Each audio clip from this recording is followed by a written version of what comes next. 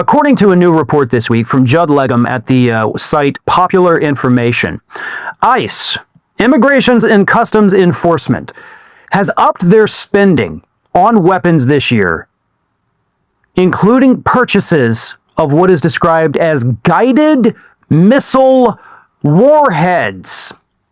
Now, we all know that as part of the One Big Beautiful Bill Act, ICE got an additional $170 billion, meaning that ICE now has more money than the militaries of Poland, Italy, Australia, Canada, Turkey, and Spain. It's slightly just below Israel. And this is just one department in the federal government that is not even a part of our $1 trillion per year military. So ICE is getting all this money. And throughout the year, they've had other money to spend. And as Legum points out, they have spent an additional 700%. That is how much their spending has increased already this year. 700% on small arms, ordnance, and ordnance accessories.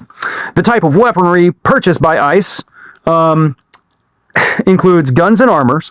There have been significant purchases of chemical weapons and guided missile warheads and explosive components. So we got more guns, we got more armor, we've got more chemical weapons, we have guided missile warheads and explosive components, which is a, fancy formal way to say bombs. Boom. Because those are the things that ICE needs to go and grab a family of 4 out of their beds and detain them, right? This is utter insanity. And I swear to God, I'm getting tired of uttering the phrase utter insanity, but I'm at a loss for another way to describe what is happening in this country right now. ICE is becoming its own little military when their only job is supposed to be to investigate, apprehend, and detain. And, after court hearings, either release or deport.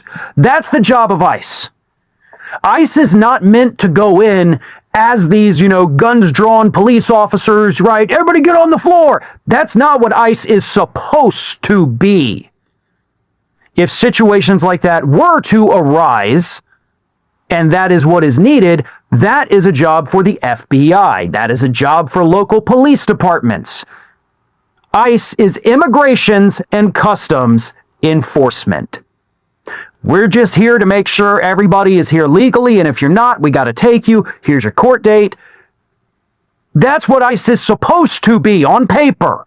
But Trump has turned it into another branch of the military, except this is one that he can do whatever the hell he wants with.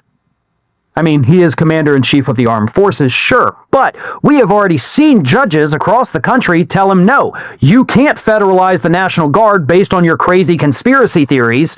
You can't do it. He doesn't have that problem with ICE. Kristi Noem is not going to tell Trump no, especially not with all these fancy new weapons they can deploy against American citizens. And we already saw over the weekend that doesn't really work out very well for the Trump administration, does it?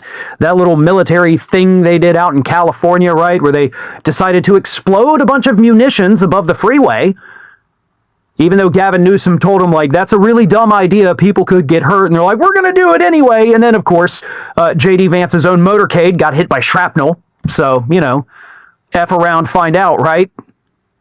But this is becoming a branch of the military that is solely under the control and the legal authority of Donald Trump.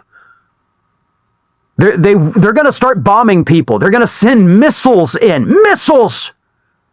They have them. You think they're not going to use them? Under the guidance of the guy who said, why can't we just nuke the hurricanes? This is a disaster waiting to happen. And everyone should be terrified by these purchases that ICE is making.